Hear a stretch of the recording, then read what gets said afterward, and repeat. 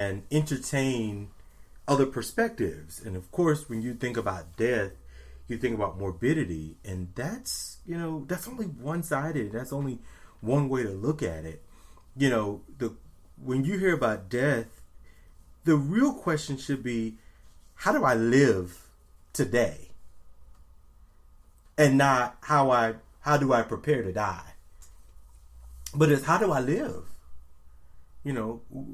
What do I want to accomplish if I'm afforded, from the time I wake up to the time I go to sleep? If I'm afforded the opportunity to go to sleep tonight, what do I want to accomplish in that period of time? What do I want those moments to look like?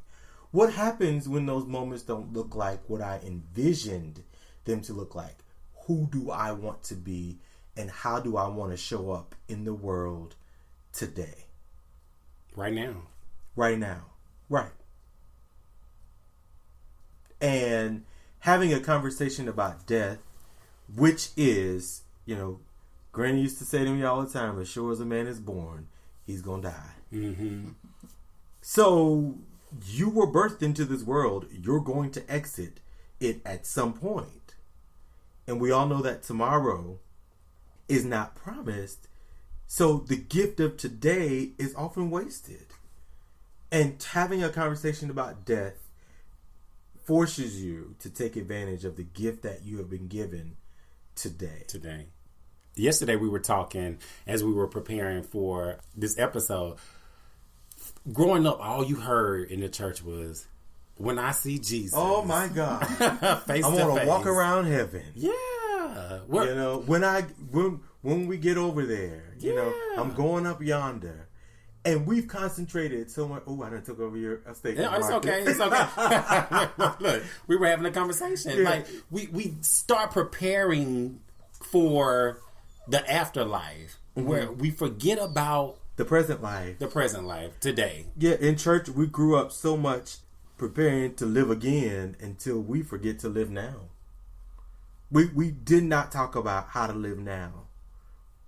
Oftentimes we still don't talk about how to live now because we just want to make sure that we don't do nothing in this life that's going to send us to hell. Yeah. Ooh, we don't want to do nothing, so we just end up doing nothing, and we don't even live life to our full potentials. And I think we were having a conversation with you yesterday, Sharlyn, and you said something that was powerful to me, and I think it was, you encourage people to live until you die. Correct. Yeah. Well, because that is the natural thing for us to want for ourselves, is to be recognized in life. And one of the things that a death-denying culture does is it tries to make old people disappear because they make us uncomfortable because they're closer to death. Mm-hmm. And so if we can acknowledge that people are here and don't have to contribute in the ways that we think of as work. We're very, if you're not doing something, you're not productive, somehow your life doesn't have meaning anymore. And so I think part of that is recognizing that people have the right to be and not have to be productive. That part of when we have elders in our society that are dying is to understand that they are giving us a gift of showing us what it's like to die. And so by insulating ourselves from it, we keep ourselves from a good bit of knowledge and a good bit of knowing. Most people that are around the dying say that there is, a beautiful transition that happens when someone does pass on or dies in the body, and regardless of where or what you think happens next, that there is something very spiritual about that people who are living one moment and then dead actually do there is a moment of transition that where this person is no more. And a lot of people will say that they have had, there's light that emanates from the body. So I don't know. I tend to steer away from conversations about afterlife. I do think that it's I heard an interesting take on afterlife, though. It wasn't, you don't talk about afterlife, but beyond life. Terminology may seem that it's the same, but think about it being beyond, and that we experience beyond life every day. And when we experience that, when we are fully present. So what if when you die, you are back to that? We talk about going home, right? Well, maybe going home, because for humans, time is the factor. Well, once you get beyond life, you're also beyond time. So maybe you get to be present in love, or whatever that, we talk about God as love. I don't know. I just found, I got goosebumps when I first heard it, because I thought, wow, if we are really practicing presence and are staying in presence, we are really... Whoa, I just got it. Yeah. We are really being what we were created to be. Oh, my.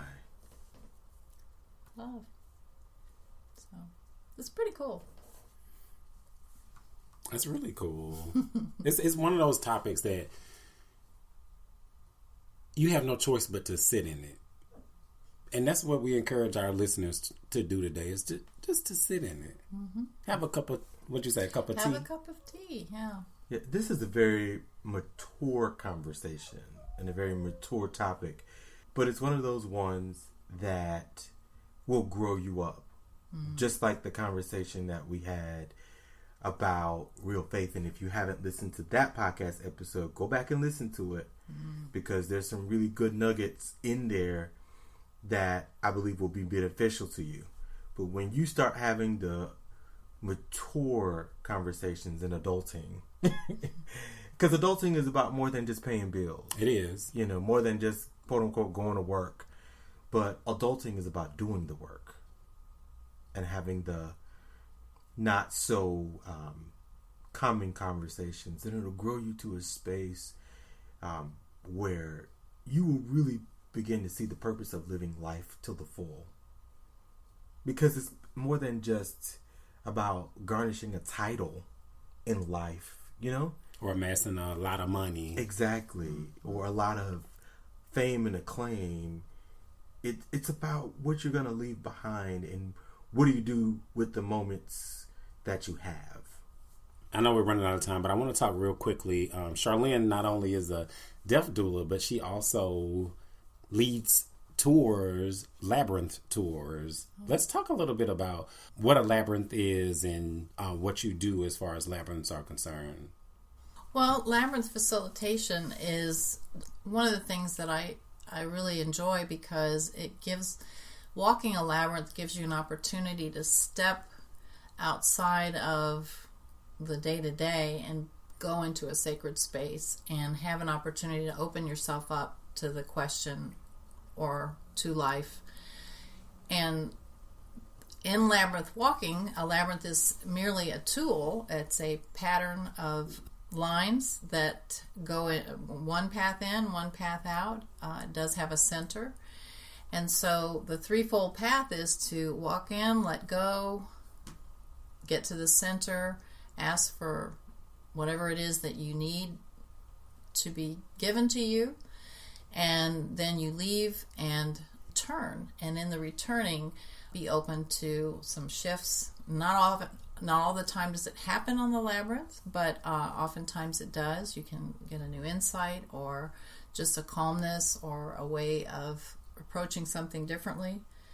But and what my role as the facilitator is to hold the space for the people who are walking the labyrinth, and to also, be there in case something comes up for someone that they might need to have, some discussion about. Oftentimes it's just merely to cheer people on. I'll never forget the one that we did together, the woman who just walking the labyrinth was, she overcame, it was a difficulty for her to even do the whole walk, and very emotional. Her perseverance and her ability to finish and complete that task was a real blessing for her. So yeah, I enjoy doing that. Labyrinth is a, I don't know, it's a way of stilling and going within that is good for folks who don't like sitting on a cushion, because it's a walking meditation. And oftentimes people go, meditation? I can't sit still for 2 minutes. But you can, by taking this journey within a labyrinth, quiet your mind, settle down, and, gain some insight if you'll allow it. So, yeah.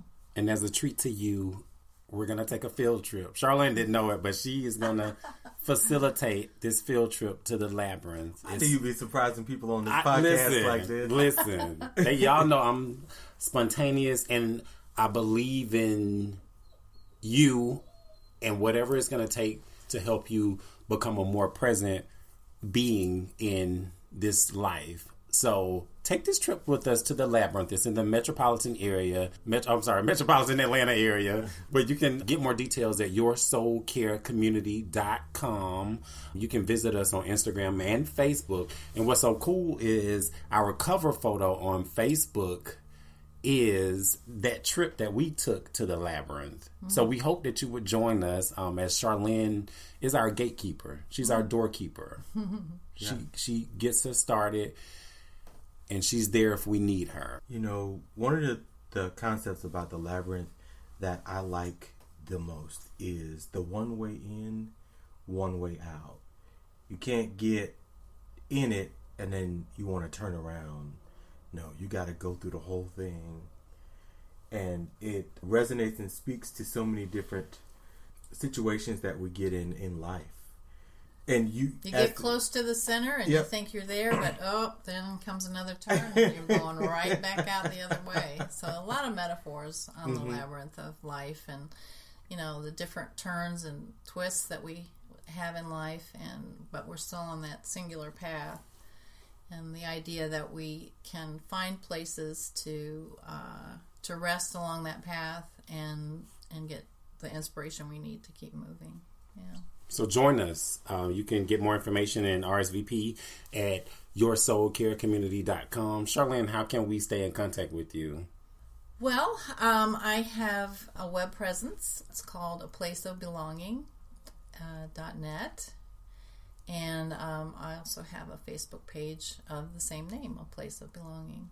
And on both of those, I have my contact information and how to get in touch with me. Death is not an easy subject. It's hard for us to accept it. And if you have more questions, please reach out to Sharlyn. She's a wonderful presence, and she would love to journey alongside you as you learn to become present and decide to get more information as it relates to death. Perhaps somebody in your family is of age, and death may be coming along pretty soon. So we hope that you would utilize her services. aplaceofbelonging.net. Sharlyn Menard. That's it. This has been a great conversation. I'm glad that... I'm so grateful that you all were able to come here, and as we look out this window and this glorious nature, it's reminding me of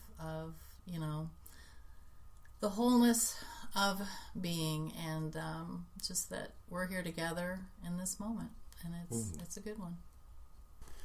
We are your Soul Care Companions. I'm Marcus. And this is Marion Jamel. And we'll see you next time. We won't see you next time, but we look forward to you listening next time, Marcus. Take care. Bye-bye. Bye. Thank you for listening to your Soul Care Companion podcast with your Soul Care Companions, Marcus and Marion. Stay connected with the Soul Care community at Your Soul Care Community on Instagram and Facebook. And be sure to subscribe to this podcast for all new episodes.